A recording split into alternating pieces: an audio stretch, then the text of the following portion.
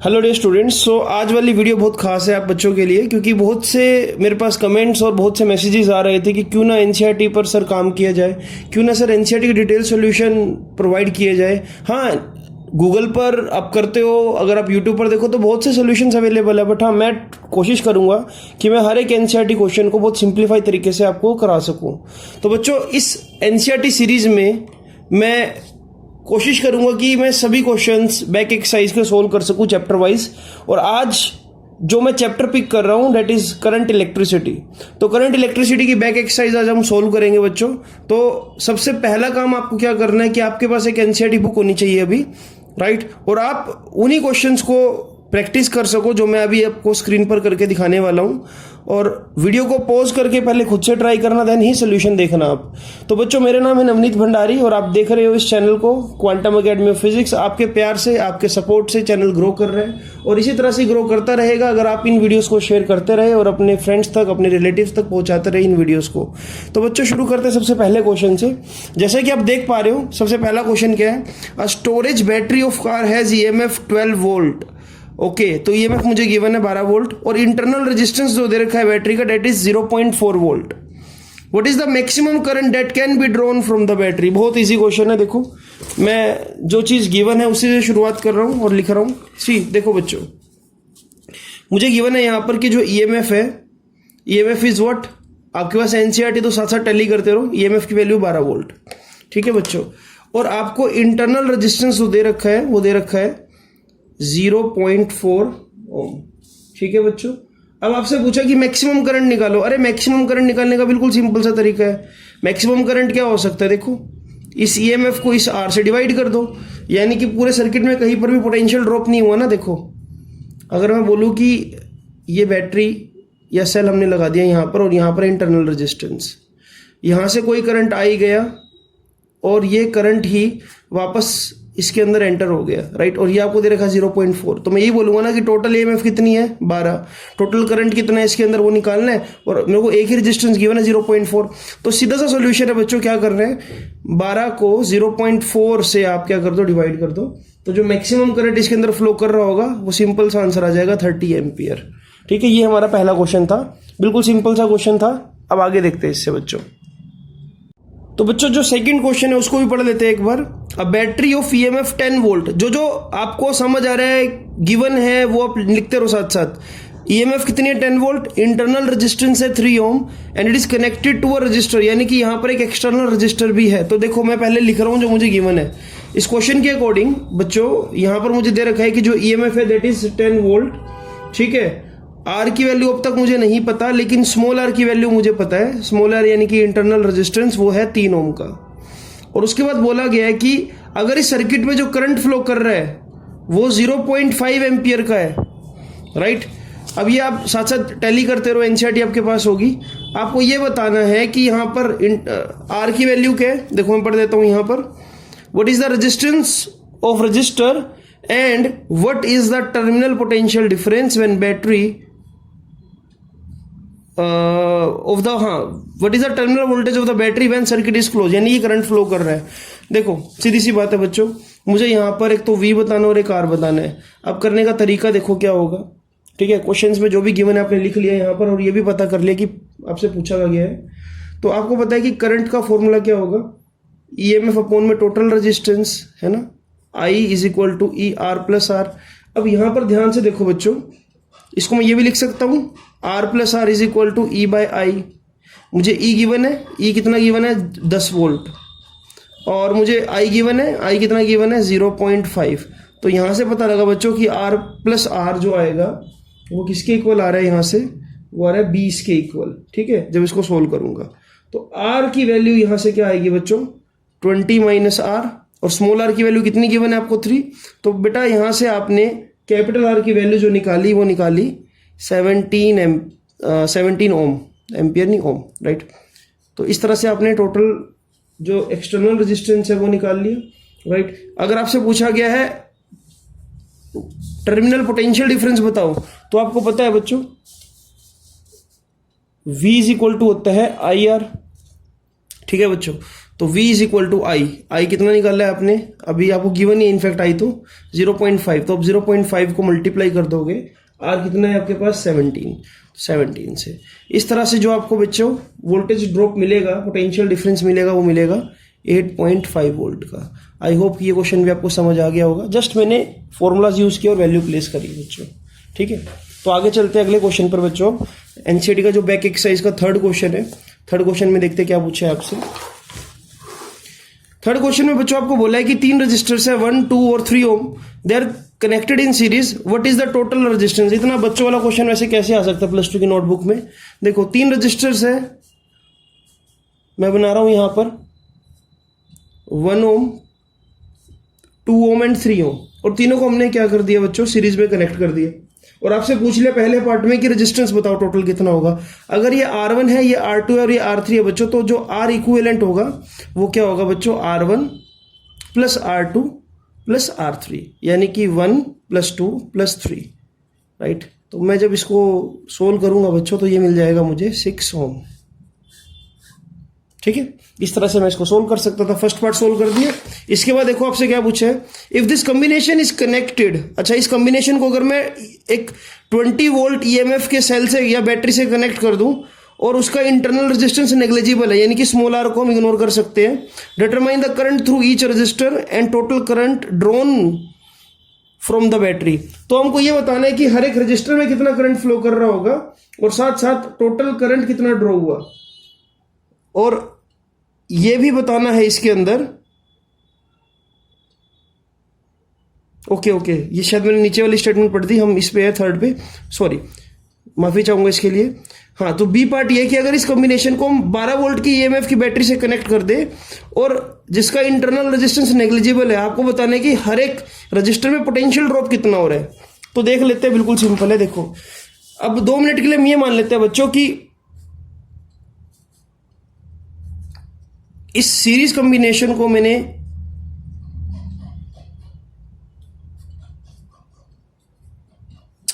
One ohm, 2 ohm and 3 ओम, इस series combination को मैंने 12 वोल्ट की बैटरी से कनेक्ट कर दिया और स्मॉल आर की वैल्यू 0 है, हमने इसको इग्नोर करना है अभी, राइट। और आपसे पूछे कि पोटेंशियल ड्रॉप बताओ, तो पोटेंशियल ड्रॉप निकालने के लिए आपको अल्टीमेटली करंट चाहिए होगा बच्चों। तो टोटल करंट निकालो पहले, वो क्या होगा total current, total voltage divide by R, voltage यानी कि total EMF divide by R, वरना ये ऐसे होता, लेकिन आर तो 0 है यहाँ पर, राइट। तो ई की वैल्यू कितनी है 12 और आर कितना है टोटल, अभी आपने निकाला 6। तो बच्चों यहाँ पर जो करंट फ्लो कर रहा होगा वो कितना फ्लो कर रहा होगा, 2 एम्पियर का, ठीक है। तो 2 एम्पियर का करंट फ्लो कर रहे हैं। अब मुझे पोटेंशियल ड्रॉप बताना है, इसके अक्रॉस पोटेंशियल ड्रॉप बताना है। देखो यहाँ पर क्या करंट आई, इसके अंदर भी करंट आई और इसके अंदर भी करंट आई, क्योंकि in series current remain same. तो करंट अगर सेम है तो देखो potential drop across first resistor क्या होगा, IR1, potential drop across second register क्या होगा, IR2, और potential drop across third register क्या होगा, IR3। इससे देखो बिल्कुल सिंपल हो जाएगा। I की वैल्यू 2 है हर जगह, तो 2 में हर जगह लगा रहा हूं। R1 कितना है 1, तो V1 की वैल्यू कितनी आ जाएगी, 2 1 जा 2, तो आ जाएगी 2 वोल्ट, राइट। इसी तरह से V2 की वैल्यू निकालू, IR2 यानी कि 2 इंटू में R2 कितना है 2, तो ये कितनी आ जाएगी बच्चों 4 वोल्ट।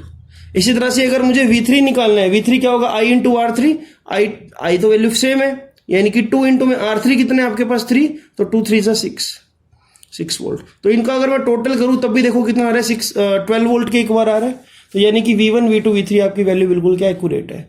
तो इस तरह से आपने बच्चों ये थर्ड क्वेश्चन करना था। आई होप कि आपको ये तीनों क्वेश्चन समझ आए होंगे। अब हम चलते हैं फोर्थ क्वेश्चन की तरफ। एनसीईआरटी आप सबके पास है, तो मेरे सोल्व करने से पहले खुद सोल्व करो, वो ज्यादा सही रहेगा। अब फोर्थ क्वेश्चन में देखो क्या है, 3 रजिस्टर्स है यहां पर भी, लेकिन इस बार हमने कनेक्ट किया पैरेलल में, और आपको ये पूछा गया कि टोटल रेजिस्टेंस बताओ इस कॉम्बिनेशन का। बच्चों देखो बड़े ही इजी सवाल है ये, तो हर कोई बच्चा इसको कर सकता है जिसको बेसिक चैप्टर का आता है।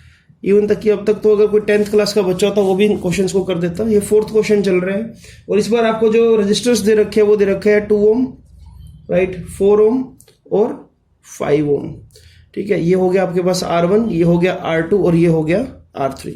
अगर आपको R इक्विवेलेंट निकालना है तो आप कैसे सोल्व करोगे, 1/2 प्लस 1/4 प्लस 1/5, जैसे पैरेलल में सोल्व करते हो वैसे सोल्व कर दो, ठीक है। मैं सीधा सोल्यूशन लिख रहा हूं, सोल्व करके इसको क्या आएगा आपके पास 20/19 ओम। आप ट्राई कर लेना, यही आंसर मिलेगा आपको। इसके बाद आपसे क्या पूछा है, देखो फर्स्ट पार्ट तो सोल्व कर दिया।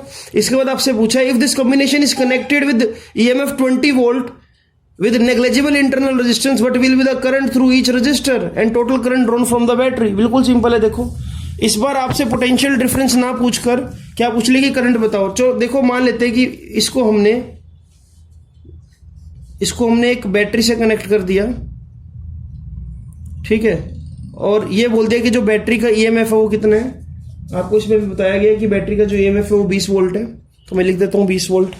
ठीक है बच्चों, अब सबसे पहला काम तो ये आपको पता करना है कि टोटल करंट कितना फ्लो कर रहा है। तो देखो टोटल करंट का फॉर्मूला क्या होता है, E अपॉन में R plus R, but again internal resistance क्या है यहाँ पर 0, नेग्लिजिबल है, राइट। तो करंट कितना आ जाएगा, E की वैल्यू 20, R की वैल्यू कितनी है 20/19। तो इस तरह से जो करंट आया बच्चों वो आया 19 एम्पियर का। टोटल करंट कितना ड्रॉ हुआ सर्किट में से, उसका आंसर क्या होगा 19 एम्पियर। अब बात करते हैं कि तीनों को कितना करंट मिला। मतलब देखो करंट अगर यहां पर होगा, ध्यान से देखो, यहां पर करंट जाएगा I1, यहां पर करंट जाएगा I2 और यहां पर करंट जाएगा I3। इसको मैं दोबारा से ड्रॉ कर देता हूं। देखो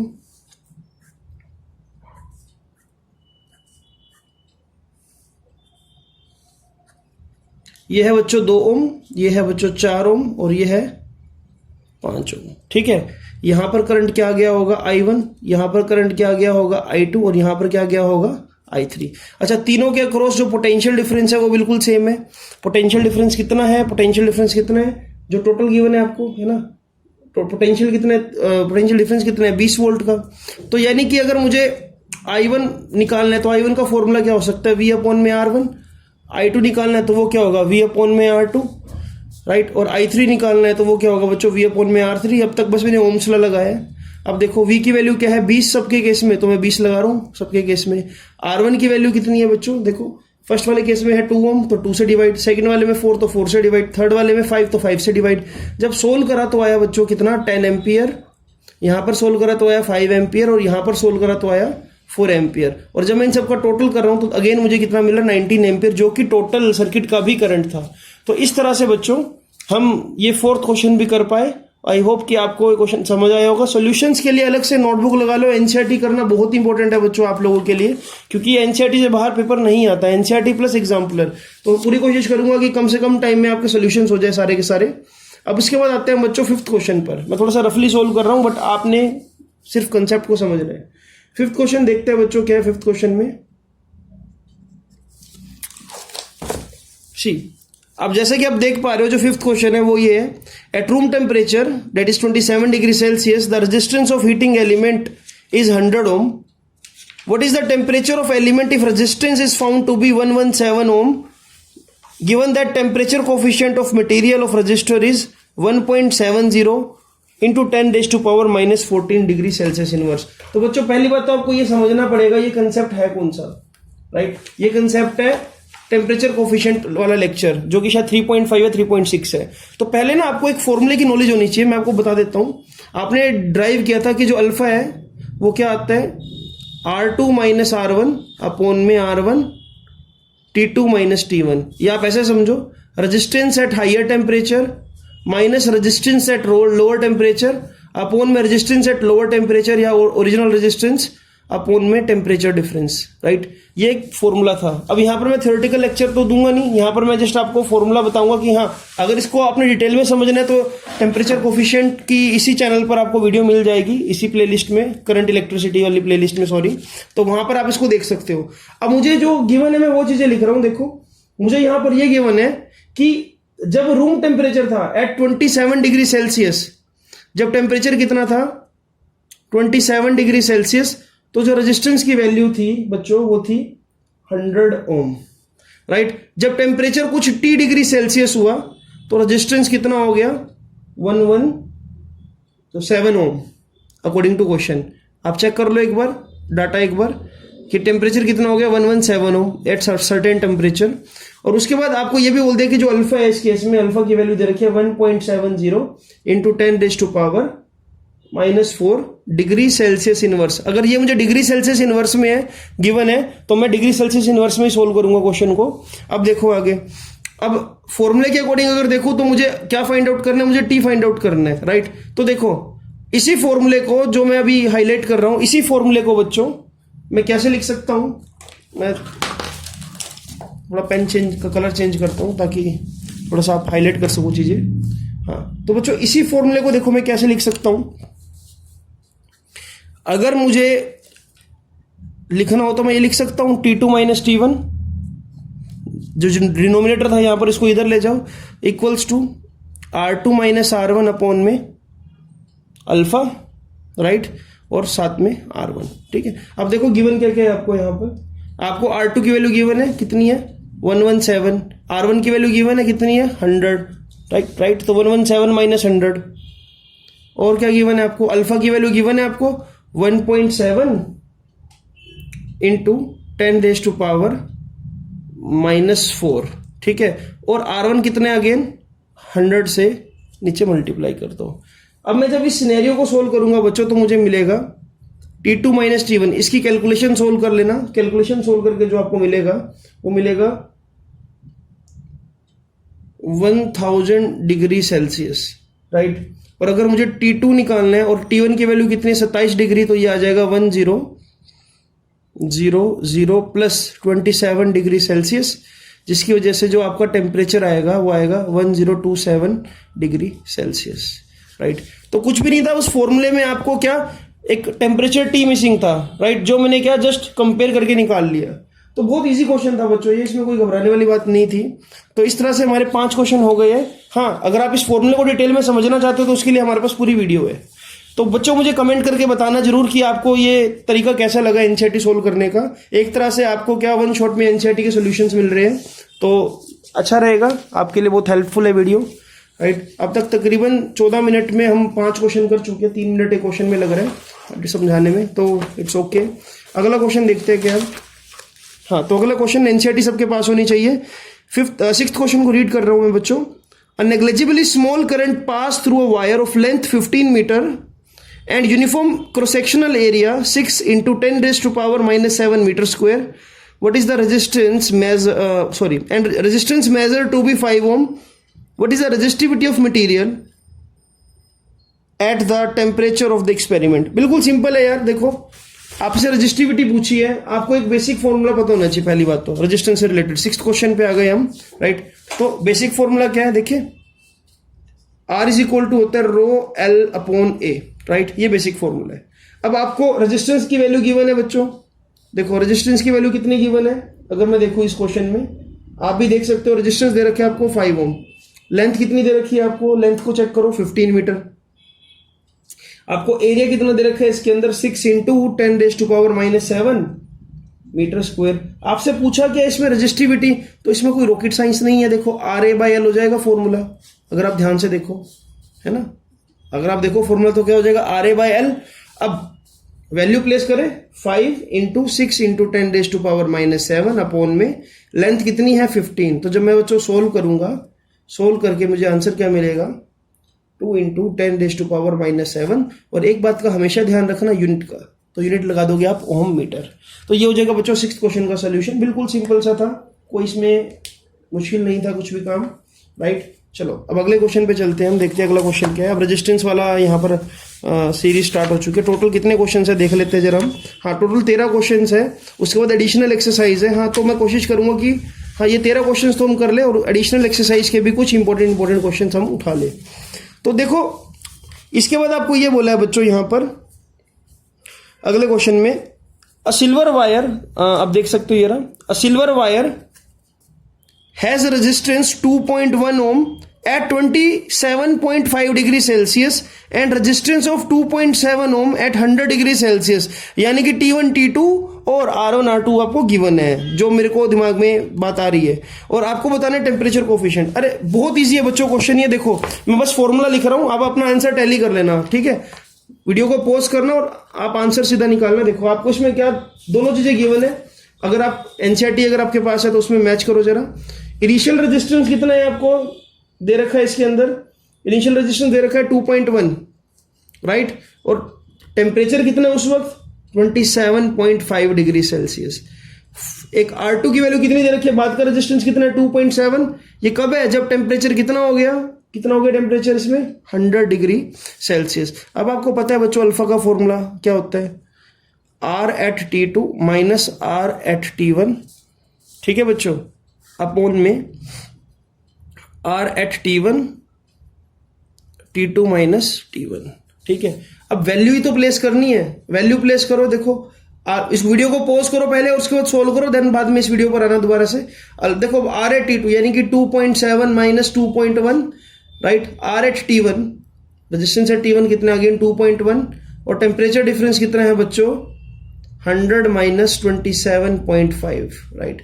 जब मैं इसको सोल्व करूंगा सिंप्लीफाई करके जो मुझे आंसर मिलने वाला है बच्चों, मैं वो लिख रहा हूं सीधा सीधा। इसका आंसर आएगा 0.0039 डिग्री सेल्सियस इनवर्स। अब मैं कैलकुलेशन वाला पार्ट अगर करूंगा तो वीडियो बहुत लंबी हो जाएगी, मेरा काम है आपको कंसेप्ट सिखाना, तरीका सिखाना। तो 7 क्वेश्चन हो गए एनसीईआरटी बैग के, बड़े इजी तरीके से, और मजा आ रहा होगा आपको देखने में इसको, राइट। तो अगला क्वेश्चन देखते हैं। अगला क्वेश्चन थोड़ा सा चैलेंजिंग है मुझे लग रहा है। अगला क्वेश्चन देखते हैं क्या है अगले क्वेश्चन में। तो देखते हैं बच्चों अगला क्वेश्चन क्या है यहाँ पर।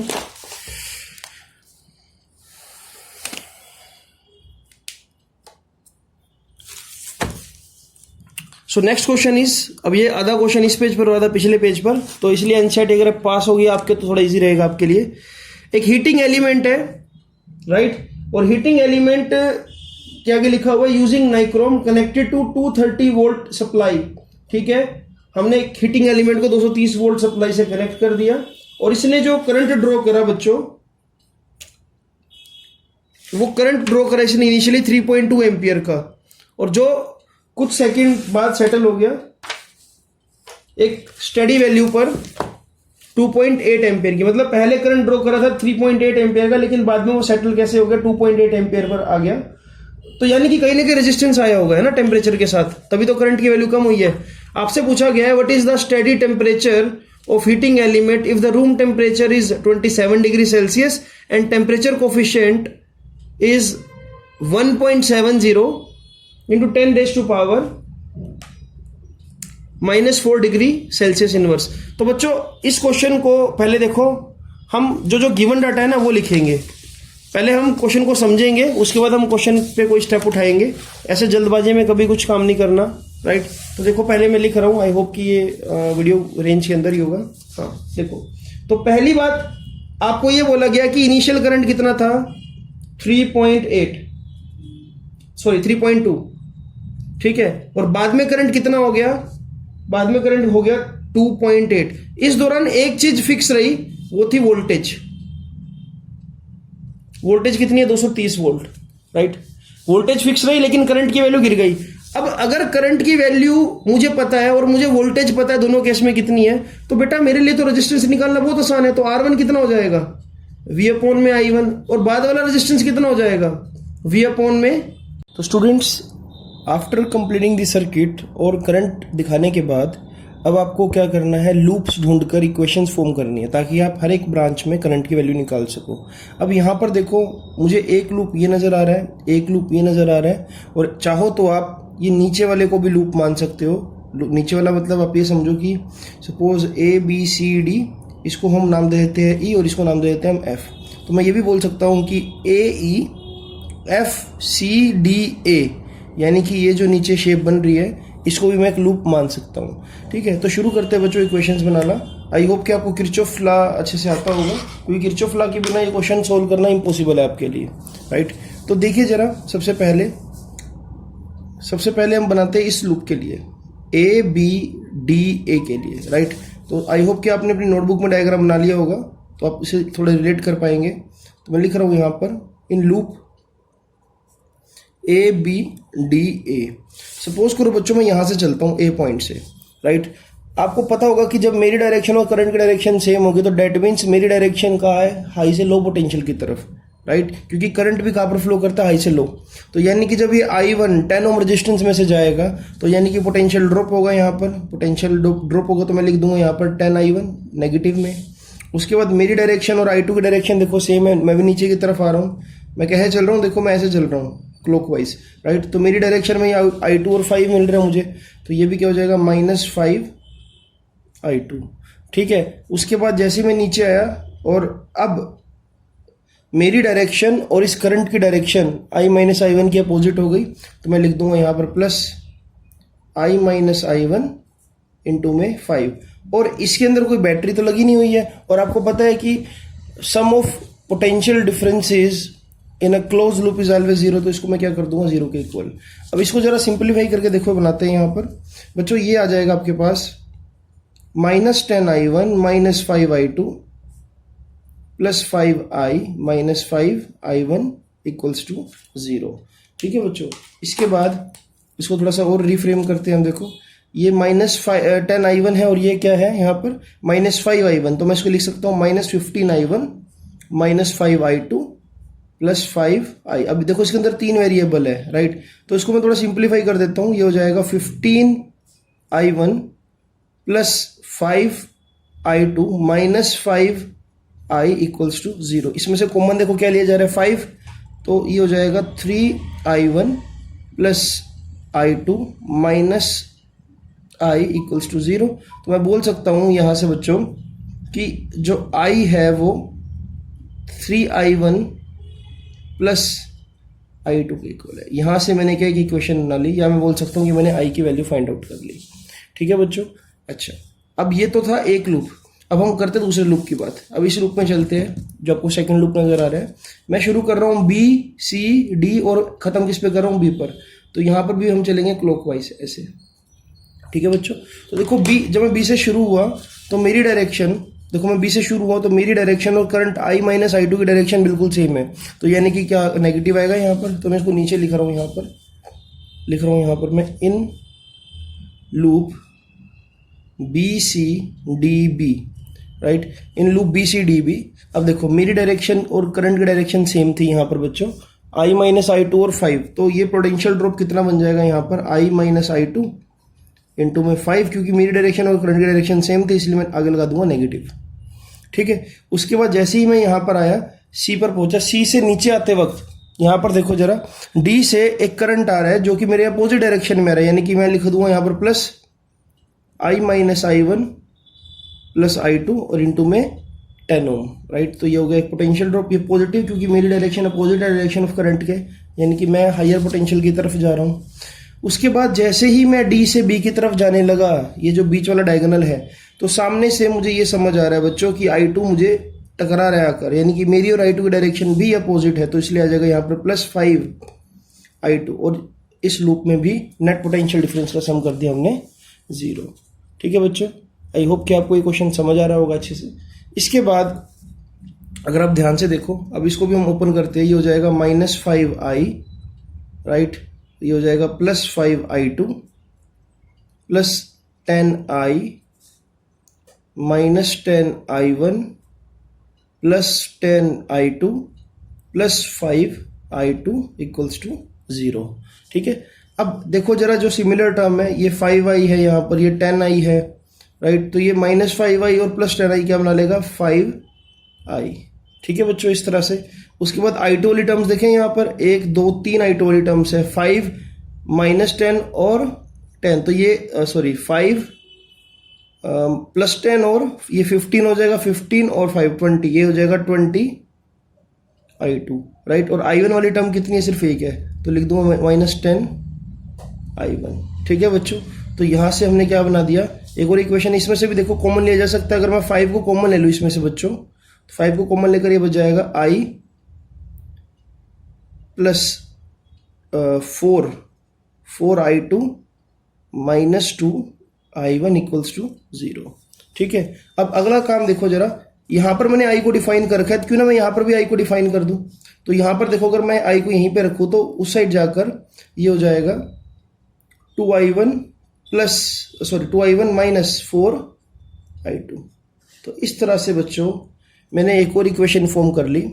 अब यहाँ से देखो मैंने I की टर्म्स में I1 और I2 फॉर्म कर लिया, राइट। अब मैं चाहूँ तो इनको डिवाइड कर दूँ या मैं चाहूँ तो इनको सोल्व कर दूँ, इससे मुझे क्या I1 I2 की टर्म्स में एक इक्वेशन मिल जाएगी, क्योंकि I यहाँ से एलिमिनेट हो जाएगा, राइट। अब अगला काम क्या, देखो 3 वेरिएबल है यहाँ पर, तो तीसरी इक्वेशन भी बनानी पड़ेगी। तो तीसरी इक्वेशन देखो मैं कहाँ पर कैसे बना रहा हूँ। तीसरी इक्वेशन के लिए आप ये बच्चों नीचे वाला लूप चूज करो। देखो ऐसा करते हैं हम बैटरी के पॉजिटिव से शुरू होकर यहाँ से एंटी क्लॉकवाइज घूमते हैं ऐसे और वापस यहाँ पर आ जाते हैं बैटरी के पॉजिटिव एंड पर, राइट। नीचे वाला लूप देखो, मतलब यहाँ से ऐसे जा रहा हूँ मैं, इस तरह से, इस तरह से, ठीक है बच्चों। तो देखो इसके लिए इक्वेशन कैसे बनाएंगे। सर्किट देखो आपने बना रखा होगा तो आपके लिए इजी होगा समझना। साथ साथ इसको स्क्रीन पे ऑन रखो और साथ साथ अपना सोल्व करते रहो। तो देखो अब जरा मैं इक्वेशंस बनानी सिखा रहा हूँ अभी फिलहाल आपको। अगर मैं बैटरी के पॉजिटिव से नेगेटिव की तरफ गया तो I am going from high to low potential, तो मैं लिख दूंगा यहाँ पर। अच्छा लूप कौन सा है ये भी देख लेते हैं हम। ये लूप ले रहे हैं हम AEFCDA, ठीक है, ये वाला लूप ले लिया हमने। अब देखो मैं बैटरी के पॉजिटिव से नेगेटिव पर गया तो मैं लिख रहा हूँ -10 सबसे पहले, ठीक है बच्चों। और उसके बाद मैं जब जा रहा हूँ ऊपर की तरफ तो करंट की डायरेक्शन अभी मेरे अपोजिट है। हाँ, जैसे ही मैं यहाँ पर पहुंचा CD आर्म में, करंट मुझसे अपोजिट डायरेक्शन में आ रहा है। कौन सा करंट आ रहा है? I- I1 + I2। तो ये वाला जो पोटेंशियल ड्रॉप आएगा बच्चों ये पॉजिटिव हो जाएगा। तो इस तरह से मैं इसको ले लूंगा पॉजिटिव और मल्टीप्लाई बाय 10 ओम, राइट। उसके बाद जब मैं ऐसे जा रहा हूं तो करंट अगेन मेरी अपोजिट डायरेक्शन में आ रहा है। देखो ये ऊपर से आ रहा है और मैं ऊपर की तरफ जा रहा हूं यहाँ पर। तो प्लस I- I1 ब्रैकेट में और इनटू में 5। और जैसे ही मैं नीचे की तरफ जा रहा हूँ अगेन करंट I जो है मुझे अपोज कर रहा है, यहाँ पर मेरी अपोजिट डायरेक्शन में आ रहा है। तो यहाँ आ जाएगा +10 I और मैंने बैटरी के पॉजिटिव पर आकर खत्म कर दिया, तो इक्वल्स टू 0, ठीक है बच्चों। अब यहाँ से देखो क्या इक्वेशन फ्रेम हो रही है, -10 + 10I - 10I1 + 10I2 + 5I - 5I1 + 10I = 0, ठीक है बच्चों। इस तरह से आपने बिल्कुल केयरफुली कैलकुलेशन करनी होती है। I वाली टर्म देखो कितनी है कि ये रही, एक ये रही और एक ये रही। तो 10 और 5 15 और 10 25। तो यहाँ लिख देता हूँ मैं 25I। I1 वाली टर्म कहाँ है? एक ये रही -5 और एक है -10, ठीक है बच्चों। तो ये हो जाएगा -15I1। I2 वाली टर्म्स भी हैं यहाँ पर। I2 ये रहा, 10I2 है सिर्फ एक, राइट, और तो कुछ नहीं है। तो यहाँ लिख दूंगा मैं +10I2 और इक्वल्स टू क्या आ जाएगा, ये माइनस का 10 इधर है तो उधर जाकर क्या हो जाएगा, ये प्लस का 10। अब देखो अगर मैं सारी इक्वेशन को 5 से डिवाइड कर दूं तो बन जाएगा 5I, ठीक है बच्चों। 5I आ गए यहाँ से और -3I1 + 2I2 = 2। इस तरह से बच्चों आपके पास अब 3 इक्वेशन और 3 वेरिएबल आ गए, है ना। अब जब इन तीनों इक्वेशन, देखो पहली इक्वेशन ये रही है हमारे पास, ये रही पहली इक्वेशन, दूसरी इक्वेशन हमारे पास ये रही और तीसरी इक्वेशन ये रही। अब इन 3 इक्वेशंस को जब आप सोल्व कर लोगे बच्चों तो आप सोल्व करके अपना आंसर एक बार टैली कर लेना। मैं आंसर डायरेक्ट लिख देता हूँ, राइट। जब तीनों को सोल्व करोगे तो आपको जो वैल्यू मिलेगी यहाँ से वो ये मिलेगी बच्चों कि जो देखो हमको ना यहाँ पर ब्रांचेस में करंट बताना है, तो मैं आपको सोल्यूशन उसके अकॉर्डिंग बता रहा हूँ कि ब्रांचेस में कितना कैसे करंट होगा, है ना, तो वो ज़्यादा सही रहेगा। फिर भी अगर आप चाहो सोल्व करना तो देख लो जरा एक बार, ब्रांचेस में आप खुद से निकाल लेना किस ब्रांच में कितना है। तो मैं लिख रहा हूँ यहाँ पर जो I1 आएगा सोल्व करके वो आएगा 4/17 एम्पियर, ठीक है बच्चों।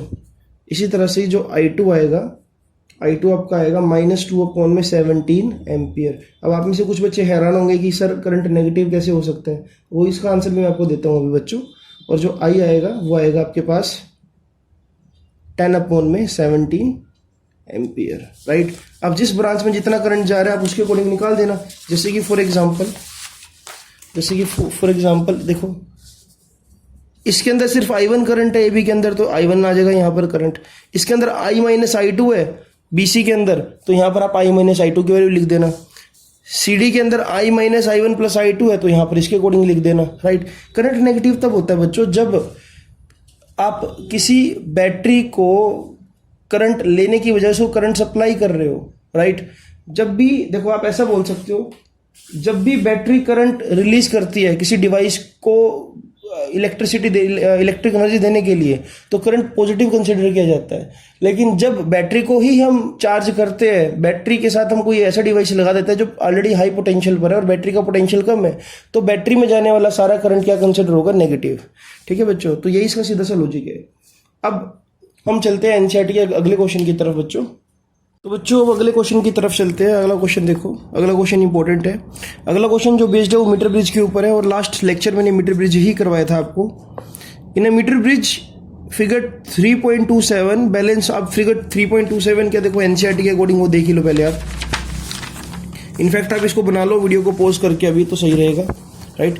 एक स्टैंडर्ड मीटर ब्रिज बना रखा है जैसा कि आपको नजर आ रहा है, ठीक है। तो इस मीटर ब्रिज में उन्होंने क्या बोला है, उन्होंने ये बोला है बच्चों कि the balance point is found to be at 39.5 centimeter from end A when resistor of Y is 12.5 ohm। अब रजिस्टर ऑफ Y, अब इसको ना मैं देखो मैंने स्टैंडर्ड फॉर्म में बना दिया वैसे तो, अब इसको देख सकते हो यहां से।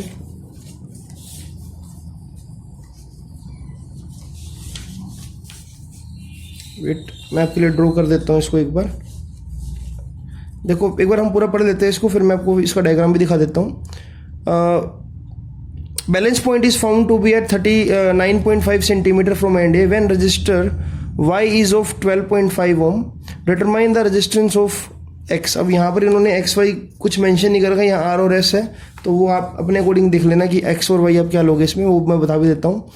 एंड एक क्वेश्चन और पूछा है, why the connection between register in Wheatstone bridge और metre bridge made up of copper thick copper strips. ये मैंने आपको उस टाइम भी बताया था, अब दोबारा बता देता हूँ एक बार कि बच्चों जो आपको यहाँ पर कॉपर स्ट्रैप्स कनेक्टिंग वायर के साथ लगाने होते हैं वो आप ज़्यादा एरिया के क्यों ले रहे हो, थिक क्यों ले रहे हो, क्योंकि आपको पता है जितना ज़्यादा एरिया होगा उतना रेजिस्टेंस कम होगा, right. To reduce the resistance और करंट स्मूथली फ्लो करता रहे, राइट।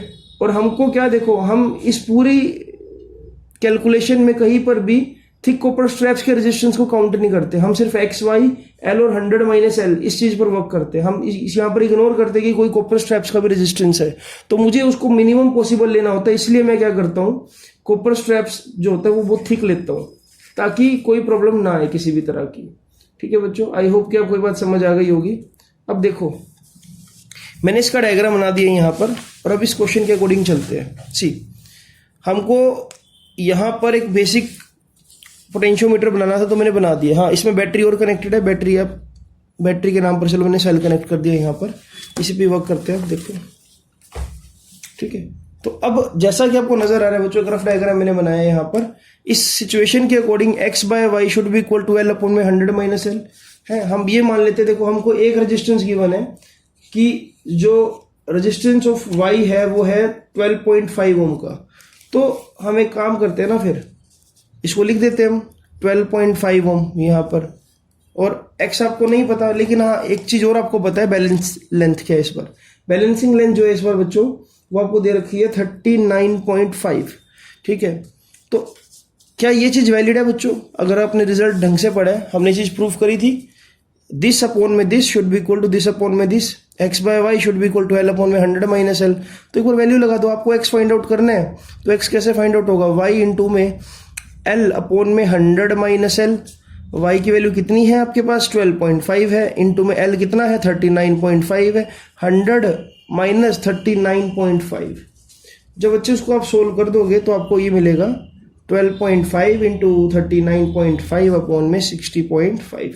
सोल्व करके क्या मिलेगा आपको 8.2 ओम, राइट। तो यानी कि एक्स की वैल्यू कितनी आई बच्चों 8.2 ओम आई। इसके बाद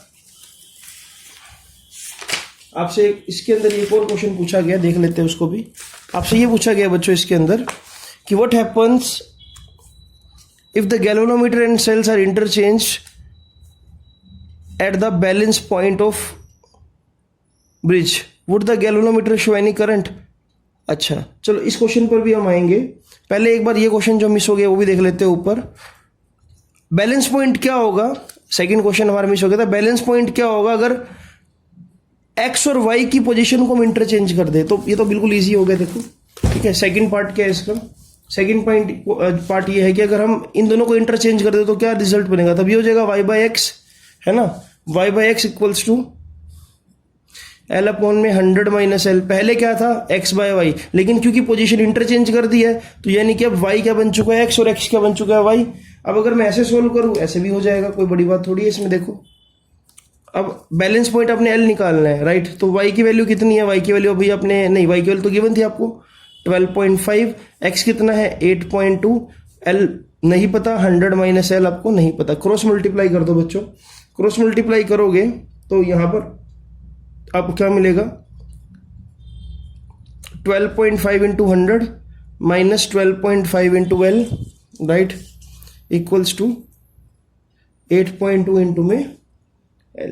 और जब आप इसको l के लिए सोल्व करोगे, मैं डायरेक्ट वैल्यू लिख रहा हूं, l आपको मिलेगी 60.5 सेंटीमीटर फ्रॉम दिस एंड ए। ठीक है, तो इस तरह से आपने ये पाया कि अगर आप इन दोनों को इंटरचेंज कर देते हो तो ये लेंथ भी इंटरचेंज हो जाएगी। देखो पहले 39.5 यहाँ था, लेकिन इंटरचेंज करने पर 39.5 यहाँ पर शिफ्ट हो गया, राइट। तो इन फ्यूचर इस बात का ध्यान रखना बच्चों, अगर आपको बोल दिया जाए कि रेजिस्टेंस को इंटरचेंज कर दिया तो यानी कि बैलेंसिंग लेंथ भी इंटरचेंज हो जाएगी, यहाँ वाली यहाँ पर चली जाएगी, मतलब L और 100 माइनस L भी आपस में इंटरचेंज हो जाएगी। क्यों? क्योंकि उसने ट्रू रखना है व्हीटस्टोन ब्रिज की कंडीशन को। ठीक है, तो ये बात बहुत इंपॉर्टेंट थी। अब आते हैं आखिरी क्वेश्चन की तरफ कि अगर मैं गैल्वेनोमीटर और सेल की पोजीशन को इंटरचेंज कर दूं तो उससे क्या फर्क पड़ता है? तो कभी भी कोई फर्क नहीं पड़ता बच्चों, क्योंकि देखो सेल और गैल्वेनोमीटर की पोजीशन इंटरचेंज करते हैं, मुझे काम तो उस पर करना है, IG should be equal to 0। तो अगर गैल्वेनोमीटर में करंट 0 है तो डजंट मैटर कि आप सेल कहाँ लगा रहे हो इसके अंदर। ऐसा क्वेश्चन भी मैंने आपको कराया था। तो आंसर यही होगा कि on changing the position of galvanometer with cell और बैटरी, राइट, तो उस केस में भी गैल्वेनोमीटर कोई करंट शो नहीं करेगा और आपको बैलेंस पॉइंट ऐसे ही मिलता रहेगा। ठीक है, तो बच्चों ये था आपका इस लेक्चर का 10th क्वेश्चन जो मैंने आपको करवाया। अब इसके बाद हम आएंगे 3.11 क्वेश्चन पर, जो कि इंपॉर्टेंट भी है। ठीक है, और यही इस वीडियो का सबसे आखिरी क्वेश्चन होगा आज, क्योंकि आज जो हम टारगेट लेकर चल रहे थे 10 क्वेश्चंस का, ये वाला क्वेश्चन तक मैं आपको अब तक करा चुका हूँ। करंटली हम मीटर ब्रिज तक कर चुके हैं, क्योंकि इससे अगला क्वेश्चन जो है बच्चों वो किसके ऊपर बेस्ड है? वो पोटेंशियोमीटर के ऊपर बेस्ड है, राइट। तो हमको अभी पोटेंशियोमीटर करना है, तो इसलिए मैं सिर्फ यहीं तक करा रहा हूँ। मैं हर एक चैप्टर की जो एनसीईआरटी है वो 3 सेगमेंट में कंप्लीट कराऊंगा। एक एडिशनल एक्सरसाइज पर होगा लेक्चर, एक होगा इन टेक्स्ट क्वेश्चन पर, और एक होगा बैक एक्सरसाइज पर, राइट। तो इस तरह से हम हर एक चैप्टर की 3 वीडियोस बनाएंगे एनसीईआरटी के ऊपर, और हर एक सोल्यूशन आपको क्या नोट डाउन करना है अपनी नोटबुक पे। इसी बहाने आपकी सारी एनसीईआरटी सोल्व हो जाएगी और आपके चांसेस बहुत ज़्यादा बढ़ जाएंगे स्कोर करने के। तो अगला क्वेश्चन देखो जरा। A storage battery of EMF 8 volt and internal resistance 0.5 ohm is being charged by 120 volt DC supply using a series resistor of 15.5 ohm. What is the terminal potential difference of battery during charging? अच्छा, battery charge हो रही है यहाँ पर। अब देखो यहाँ पर चार्ज वर्ड इसने लिखा है कि बैटरी चार्ज हो रही है, तो बच्चा जो सबसे बेसिक मिस्टेक यहाँ पर कर सकता है, ड्यूरिंग चार्जिंग की इक्वेशन क्या होती है बच्चों? V is equal to E plus IR। समझ पा रहे हो? अच्छा, अब ये तो है चार्जिंग की इक्वेशन। अब देखते हैं कि हम इसमें क्या क्या हमको गिवन है। हम पहले सारी चीज़ें लिखेंगे और उसके बाद हम बात करेंगे। देखो यहाँ पर आपको बोल रखा है कि एक R की वैल्यू है, इंटरनल रेजिस्टेंस कितना दे रखा है आपको? 0.5 ओम दे रखा है। V की वैल्यू सेपरेटली कितनी दे रखी है आपको यहाँ पर? वो आपको दे रखी है 120 वोल्ट, राइट। बैटरी की EMF कितनी है यहाँ पर? 8 वोल्ट। देखो समझ पा रहे हो? देखो जो सोर्स बैटरी को चार्ज कर रहा है उसका पोटेंशियल डिफरेंस कहीं ज्यादा है बैटरी से। ठीक है बच्चों, अब इसके बाद एक एडिशनल रेजिस्टेंस और लगा दिया इसके अंदर। एडिशनल रेजिस्टेंस कितना दे रखा है यहाँ पर? 15.5 ओम। तो बच्चों अब देखो ये इक्वेशन कैसी बन जाएगी। देखो ये अब जानना आपके लिए बहुत जरूरी हो गया। ये इक्वेशन जो थी, देखो एक एडिशनल रेजिस्टेंस और फालतू लगा दिया इसके अंदर, ये हो जाएगा E प्लस I, सीरीज में लगाया तो R प्लस R। तो ये इक्वेशन यहाँ पर फ्रेम हो जाएगी इस तरह से। अगर मुझे यहाँ से करंट निकालना हुआ तो वो क्या हो जाएगा बच्चों? V minus E, right. देखो ना, V माइनस E अपॉन में R प्लस R।